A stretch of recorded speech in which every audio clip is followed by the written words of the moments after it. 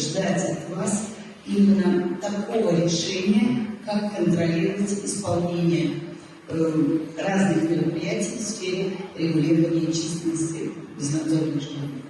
Значит, надо посмотреть, что и кто может контролировать, но я думаю, что такие инициативы должны быть совместно от сообщества, от участников рынка и от региональных органов власти. Поэтому, если есть у вас предложения, давайте эти предложения примем. Спасибо.